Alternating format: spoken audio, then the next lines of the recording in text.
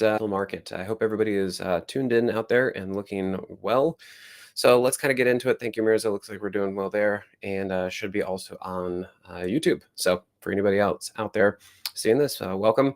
And just remember, come over to simplertrading.com. We've got trials for $7 for 30 days if you guys are interested in any of our various products and stuff. So come on over, say hi, and see if any of this kind of resonates and works with you guys. So I figured I'll take a few minutes today and go through this. As we know, the market is volatile. There are periods, even when we're not in a bear market, there are periods of when the market will be volatile. The trend isn't always a trend. Sometimes it has to take a bit of a break. And so there will be moments in time, periods to where things just kind of get a little bit crazy. So some of the tips you guys can see here that I've written down, and then I have some tickers that we can talk about as well.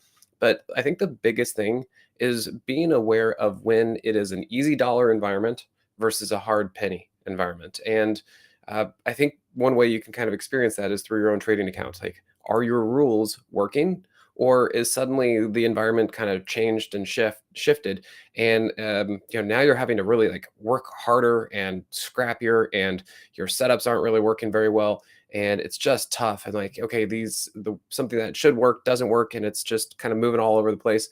You got to kind of recognize and learn to experience when it is a hard penny environment. And the sooner you can recognize that, the sooner you can kind of change your trading style. You can pull back, you can start following some of these other tips that I'm going to be talking about. And it's kind of like when your mistakes start showing up more, just more prominently in front of you. Like Warren Buffett will always say, when the tide goes out, you know who's swimming naked. It's kind of one of those things. When the market gets difficult, your weaknesses and your faults kind of start showing up. And so when you start seeing like, I can't just be a little bit lackadaisical about my stops, or lazy about my entries, because usually in a good strong bull market, that will take care of stuff. You can kind of just throw money at the wall and it'll stick, right? So that's an easy dollar environment versus a hard penny environment. So just kind of recognizing the difference between that environment will help you a lot, because then you'll know when to press it and when to kind of pull back and start following some of these tips. On the other side of it, trade less. If I remember in 2020 when things were really popping off and everything was really good, I tend to tell people, like, I'll have anywhere from 5 to 10 trades on. Well, during that time, I mean, we were having 15 trades on because everything was moving. We were out there, we were trading on margin, like can we borrow more money? Like, where can we get more money? Let's keep going at this. And we were just taking trades left and right, and for the most part they were working out. But then we get into a bear market, or when the market wants to just go sideways and chop for a while, and it's waiting for kind of that next direction. Man, you might be taking 1 or 2 trades at any given time, maybe 3, something like that. And you might be lucky if 2 out of the 3 works, so your ratios kind of go down. And again, it's a hard penny environment to where you just trade less, because it's a little bit harder to figure out what's going to work, when it's going to work, and it's just not making as much sense, and not everything is flowing. So trade less. You're just going to kind of kick back a little bit. It would also be a good time to go back, review your setups, your rules. I like the on-demand feature for Thinkorswim. It is great. It is. I'm surprised more people don't talk about it as much. I love the on-demand feature. I still use it to this day. It is the number one thing that helped me compress my learning curve, because I could go through an entire year of stock movement in a matter of hours, because I could move forward one day at a time using the DVR function of on demand. So it's a great thing. And I don't know what that would be on what TD is. So, but look at for the on demand for Thinkorswim. I think that would really help anybody who's trying to get practice a little bit more.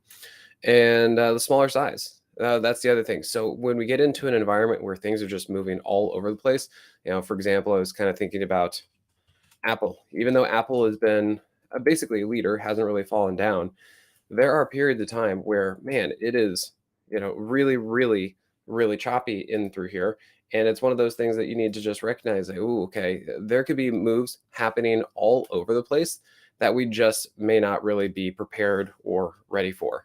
And you could just see in through here. I mean, look at how much volatility there is in through there versus, when you get a pretty strong trend. And so that's why if you're trading smaller, If you get the direction wrong, or if it just flips on you, because obviously in times like this, there's going to be more news and more stuff that just kind of happens. You need to just make sure that if you're wrong, it's going to hurt less, because that's just kind of the name of the game, is just making sure you don't lose as much. Your gains will probably be slower and smaller, but in the event that you get these, pretty big outsized moves, just because news is coming out, reports are coming out, like whatever the market is paying attention to at that moment, it's going to be making things go just all over the place. And you can see that there really isn't much of a trend in through here. Yeah, it was generally down, but boy, up, down, up, down, up, down. So you just got to figure out how to make sure it's not as damaging to you. So then we come back to, let's see where this one, and cut losers quickly. So this is true in any market environment.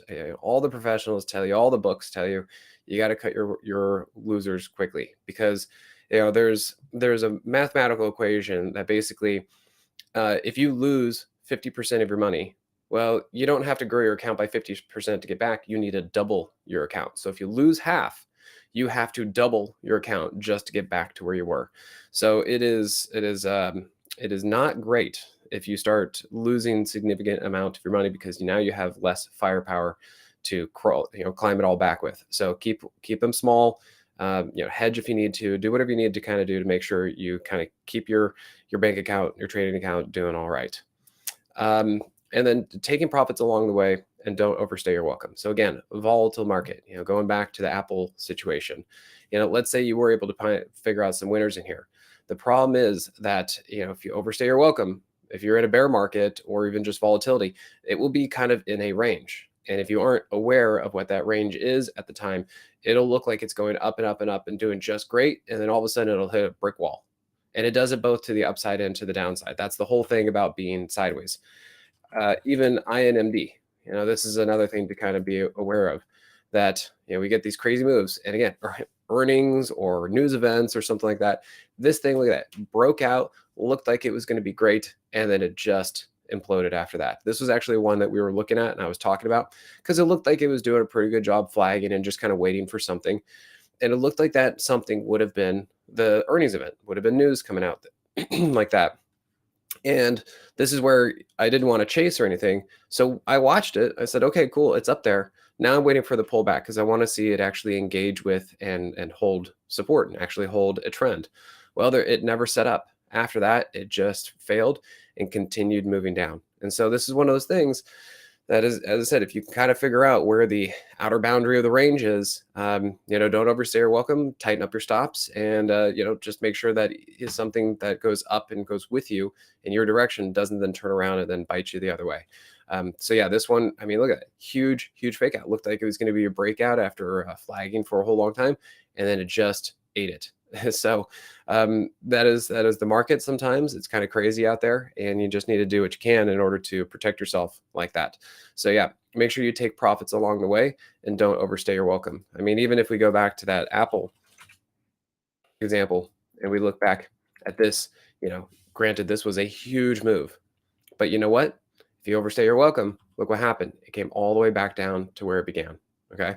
So that's kind of the thing. Even though you can have big moves, there's no guarantee that they are going to last and that these things can really, really roll over. I think also another one, NRDY, maybe it's NRDS. I keep getting these confused. But yeah, look like this one. So really big move. But what happens in a volatile market when you get big moves? Well, a lot of times they get sold into because everybody else realizes that it's rare for something to keep moving up, and they're going to take their profits too. So big moves can also lead to big downsize move too when they just finally give up. So be aware of that as well. All right, let's kind of come back here. Breakout setups may be too late. That's pretty much what the INMD situation I was talking about, range bound. Just think about CHOP. A couple of names I was thinking about, Skin. Now, this might be setting up, it's starting to look good, but, until it finally does, look what happens. It's really just in a range, and you have to make sure you're respecting that range and kind of see where that is. It's always tough to really know when is the thing finally going to take off and start screaming, but you have to understand that until then, it's risky to try and keep creating a breakout. Another one that I was looking at, ENPH. This one got me, but small loss. But look at this, everything was looking pretty good right and through here, nice after the dip and started looking good. And here was the breakout. And what happened after this? Boom, totally, totally got smashed. This is where you just try and figure out how to keep your losses small because so, went up, we took a trade, didn't work, got stopped out. And then you know what? If we didn't, and if we kept holding and saying, oh, well, maybe it'll get better, it was a huge winner at some point. I mean, look what it did. It kept going lower. So those are one of the things and the problems that we need to be aware of in market environments and conditions that are like this, that are just you never know. And so what you need to do is just protect yourself just in the off chance that something like this happens. Something that looked like it was going to break out and make new all-time highs just totally turned around. So buying breakouts can be a little bit challenging. If you can figure out the range, there was another one I was thinking of too. I think GM and Ford. I mean, look at this. Talk about a sideways range. So you were trying to buy any sort of breakout on anything like that, they just weren't working. Any breakout not working. So you got to kind of figure out, okay, well, where are the turns that we can take this? And in volatile markets, you need to realize that a trend is going to be whatever duration it's going to be. It's going to be from here to here, here to here, here to here. And if you can handle that, then there's opportunities in through there. Just realize that, oh, okay, well, it's probably not going to be a continuation from something like that. Probably not going to be a continuation. So figure out where the turns are going to be, and then you can trade around that, whether you want to go directional or if you sell puts or sell calls on either side of those ranges. Yeah, I'll get to you guys in just a minute once I finish this up. So let's see. Make sure you aren't buying a bounce and a downtrend. This is kind of another one. This one is close to my heart because this is when I was learning how to trade and kind of figure this stuff out on my own, like years ago. I really had that problem because I couldn't. I was able to tell when price was able to move up, but I was looking at too small of a time frame and didn't realize that this was just a bounce and a downtrend. I think, yeah, look at this. Even GM. This is a good example right here. So, for example, I would be trading and I'd be looking at these lower time frames, something like this, and I would be able to figure out, okay, there's a double bottom. And so I would buy it right here when it got over that moving average, and I'm expecting price to just kind of keep going up from there. But what would happen is it would kind of go up for a little bit and then go down, and I'd lose. And I'm like, what is going on? Like, why can't I figure this out? It was in an uptrend. I got the uptrend, right? Double bottom started moving up, but then it just got hammered. And it just took me a while to realize, and this is why I like looking at multiple time frames. But I realized what I was doing is I was finding a bounce in a downtrend. And I mean, I wasn't aware of the overall context of what was going on. I kept thinking, oh, this is a dip and then it's going to reverse. Like, no, it was just got oversold. It bounced a little bit, but overall, this thing was in a downtrend.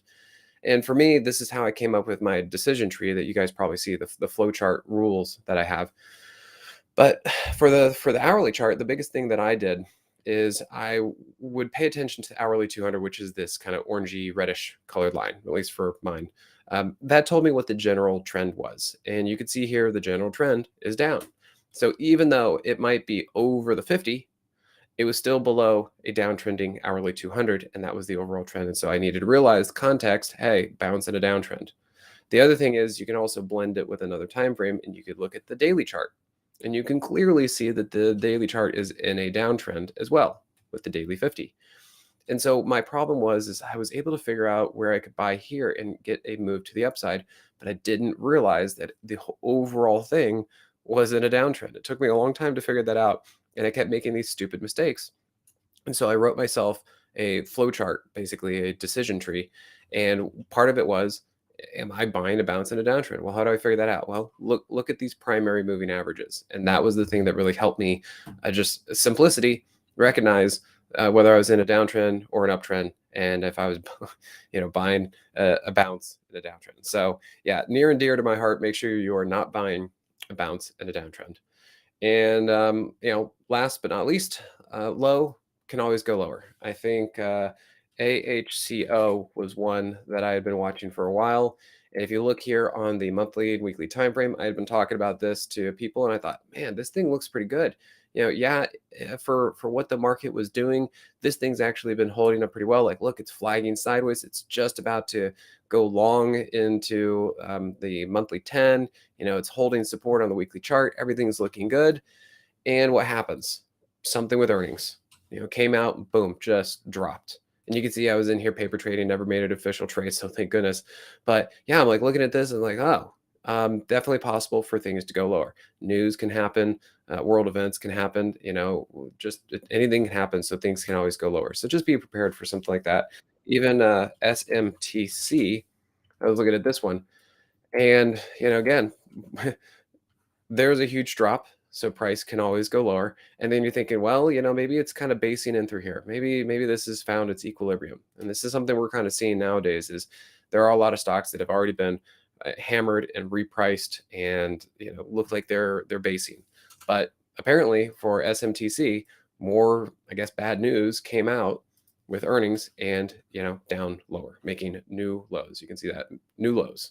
So even though it's been going sideways for a very long time, looked like it was recovering, man, still possible to go lower. Heck, we even saw what SIVB.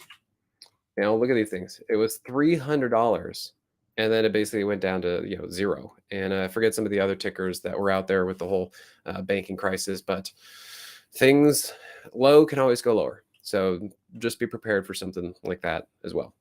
All right, guys. Well, I'm going to wrap it up there. Basically, trading tips for what to do in a volatile market. We are in that, and I think these are also good principles to kind of live by for any market environment too. But really, I think the best thing for you to realize is when we're in an easy dollar environment versus a hard penny environment, because then you can change and adapt and realize when things are not working as they used to. 2020, easy dollar environment. Currently, over even the last year, hard penny. So just recognize that, and then you can kind of adapt your trading around that. All right, guys. Well, thanks again, and we'll see you.